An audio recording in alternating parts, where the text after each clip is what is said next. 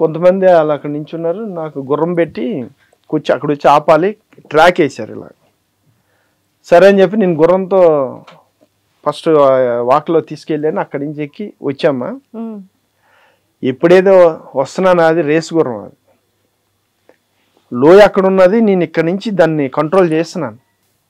అదొక్కటి నేను నా జీవితంలో ఈ స్టంట్లోకి వచ్చాక అదొకటి జరిగింది.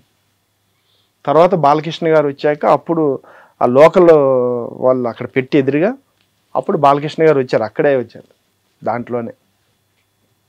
ఆ లోయ దగ్గర అందరూ సపోర్ట్స్ ఉన్నారు, గుర్రం అటు వెళ్ళకుండా శాతకర్ణికి జార్జియాలో.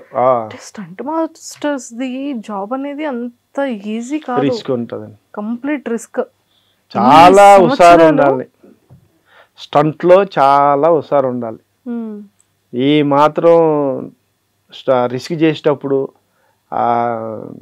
లేజినెస్ ఉంటే మట్టుగా కష్టం ఉంటుంది.